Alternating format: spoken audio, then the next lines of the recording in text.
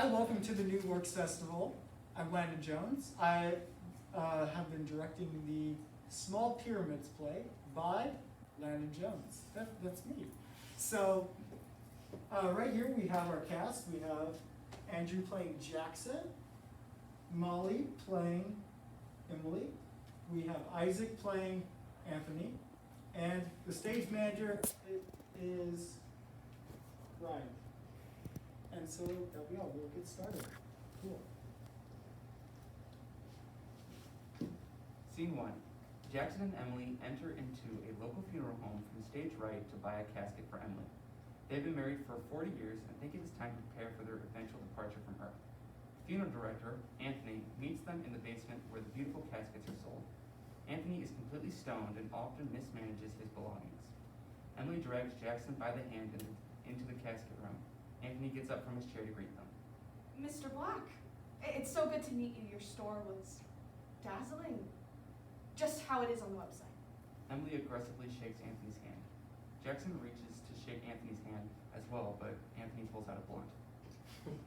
So, Mr. Black, you're the one selling caskets. We're just looking around for one. Yeah, I get you. He guides them around some caskets. I haven't had too many people around here lately. Nice change of pace. What will it be? Single or double? He laughs at his own joke. Just one casket, please. Really? Anthony opens up a nearby casket. He examines the size and looks back at the couple. I don't think the both of you would fit in here. No. What I mean is we're just looking for one casket for Emily. I'm not being buried when I die. It sure is a shame, Mr. Black. My husband doesn't want a grave. Not even next to me.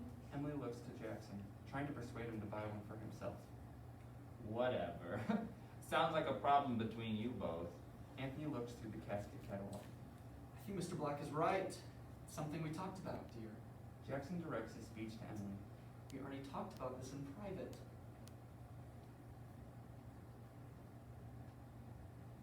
Sorry, I pulled the thing up.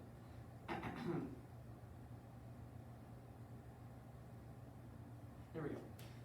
I don't want to use up all my money to make my corpse rot in a pretty basket. It's not about the box. Have you seen how much these cost? Jackson walks over to Anthony. Sir, can I look through that for a moment? I guess you can.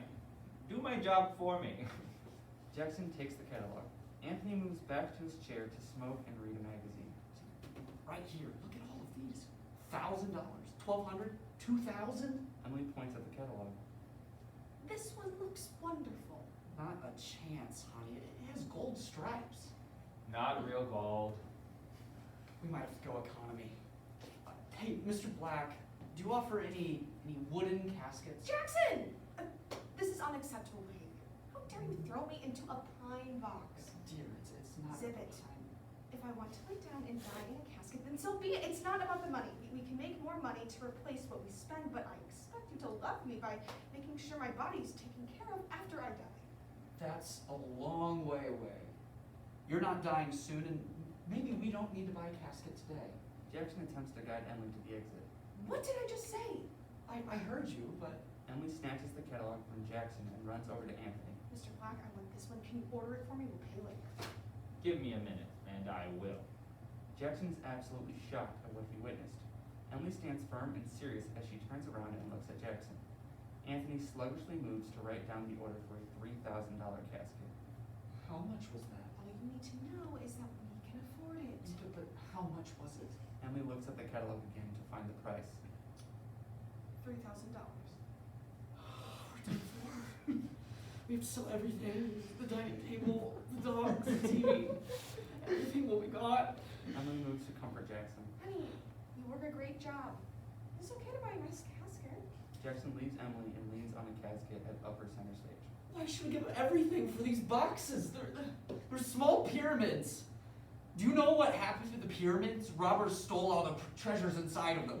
Barely anything was left when the archaeologists excavated them. I don't want you to have a casket. It's a waste of money. Yes, I can see that, but don't you also see that you will lose all that money when you die? Anthony has been peacefully listening to the conversation. He gets up and walks over to Jackson. Look, I hate to ruin the moment, but I can't have you leave smudges on my casket. Anthony begins to clean the caskets. Why do you sell these, Mr. Black? It gets me by. I can't pay my pharmacist Rick with nothing. Am I right? Anthony laughs himself. Look, life is fine with or without a casket. Personally, I don't care. Of course, I'm happy you spent your money. So if you're still here for another one, go ahead and stay around. If not, I'd love to get my nap in for the day. I don't want one, Emily. I don't want you to have one either. Didn't you just hear Mr. Black? It's all about money. You never answered my question. What question? Will we lose all the money when we die? Well, I suppose. Then what's the point in buying a casket if you're leaving the world with nothing? So you can have something when you die. I don't see any grave robbing happening on the news anymore. Because there's nothing to steal anymore. Anthony stops cleaning and shining the caskets. Ladies, quiet down. I don't want you to disturb the rats. They'll come out of the walls if you don't keep it down. You both are fussing too much about caskets. Caskets of all things. Go ahead and think about more important things. There, sure, is more to life than a casket. Anthony returns to his chair, hoping they will keep quiet or leave. Jackson and Emily are initially speechless. It takes a moment for both of them to recuperate. Wow. Yeah. That was something. Something is the right word to use, but something. But he's right. Jackson, I'm sorry for buying that expensive casket. I still want a casket. I'm just sorry I bought that. Jackson moves closer to Emily. No, it's okay. Like you said, we can try to find a way to afford it. Oh, really? Changing your mind so fast? I love money. I love you. I love you. I also don't want my body to be trapped in a box, but it's not something we should get all worked up over. Emily is puzzled, but at peace. Are you sure we should get the expensive casket? We might be able to change the order. No, it's fine. I'm sure it'll look great. Jackson looks to see that Anthony has fallen asleep in his chair. Jackson gestures to the door, and both exit stage right. The end.